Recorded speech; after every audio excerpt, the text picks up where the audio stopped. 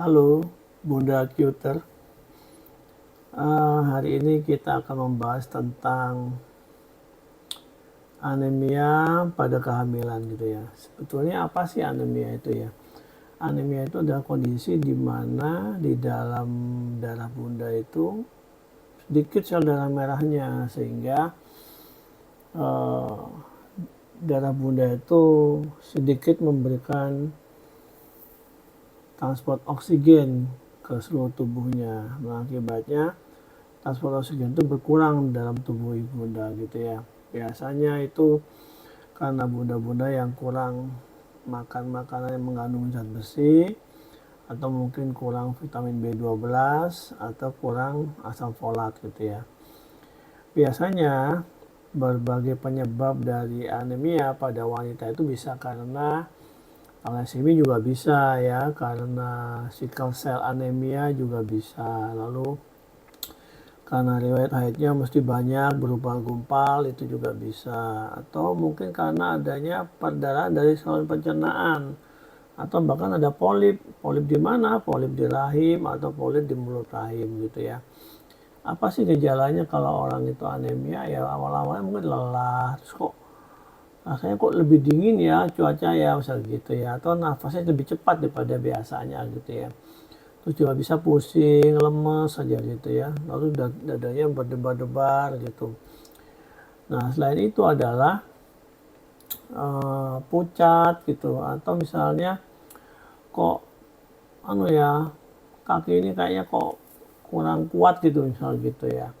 Nah, bagaimana sih caranya dokter mengetahui seorang ibu hamil itu menderita anemia atau tidak? Itu biasa dengan cara melalui pemeriksaan laboratorium. Nah, jadi pemeriksaan laboratorium itu tidak cukup cuma HB doang ya. Jadi mesti sebaiknya dengan darah rutin atau darah lengkap lah, supaya kita dapat mengetahui lebih banyak informasi tentang anemianya gitu. Jadi tidak cukup hanya HB-nya berapa dok? 9 misalnya, kurang, misalnya ada HB, leukosit, trombosit, hematokrit, MCV, MCH, MCHC dan sebagainya gitu ya. Jadi kita lebih lengkap dapat informasinya seperti itu. Nah, kalau kurang darahnya itu hanya ringan, biasanya sih kita sih nggak perlu pakai macam-macam terapinya ya, cukup dengan vitamin-vitamin yang menunjang kehamilan dan dapat memperbaiki kadar HB pada kehamilan.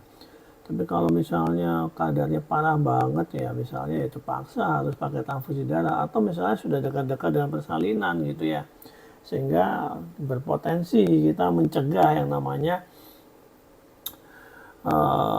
perdarahan pasca salin. Jadi setiap kehamilan itu ada risiko melekat pada ibu hamil, yaitu adanya perdarahan pasca salin siapapun orangnya, sehingga kita harus mempersiapkan bunda menghadapi itu semua. Persiapan yang baik diharapkan memberikan hasil yang baik gitu ya kan. Memang kok dokter yang kemarin aja aman-aman aja, masa sekarang saya harus ribet seperti ini?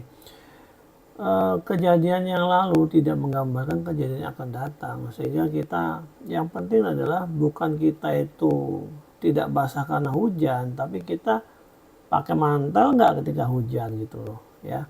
Karena bagaimanapun hasil tetap tergantung di tangan Allah, tergantung di tangan Tuhan gitu ya. Paling tidak kita ikhtiar kita sudah maksimal dulu gitu.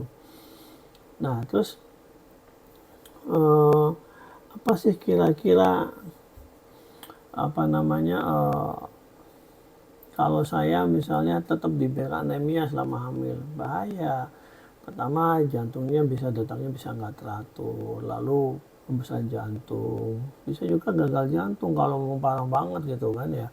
Dan untuk bayinya juga beresiko. Apa beresikonya? Bayinya berarti mengalami kekurangan darah juga, kekurangan oksigen juga. Nanti ketika dia lahir, perkembangannya agak lambat, bayinya kurang pintar otaknya misalnya begitu ya, atau telat ngomong gitu ya, atau misalnya telat jalan gitu. Jadi artinya banyak masalah-masalah yang dapat ditimbulkan gara-gara masalah anemia aja, karena kan bayi itu kan mendapatkan darah, mendapatkan oksigen dari ibunya gitu. Bagaimana mungkin dengan kadar HB yang rendah oksigennya bisa banyak? Nggak bisa. Jadi tetap akan rendah juga gitu, sehingga nanti kurang cerdas anaknya gitu kan, kasihan. Dan ibu-ibu yang senang dengan anemia itu berawan risiko terjadinya persalinan prematur, ataupun ketika dia lahir bayinya kurang sehat bayinya. Nah, itu kita mesti hati-hati gitu ya. Terus habis itu apalagi ya yang mau saya bahas ya. Rasanya, oh iya, lalu bagaimana caranya mencegah anemia pada kehamilan? Makan yang bagus, yang bergizi, yang berprotein tinggi gitu ya. Vitamin hamil juga dimakan ya.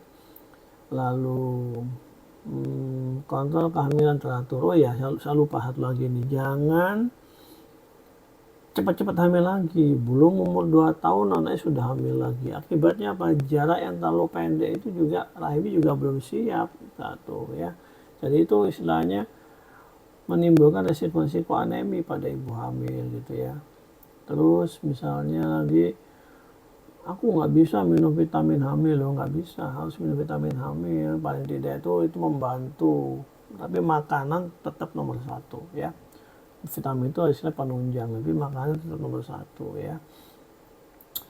Rajin minum jus buah, makan sayur gitu ya, mengandung Fe, mengandung zat besi gitu. Lalu apalagi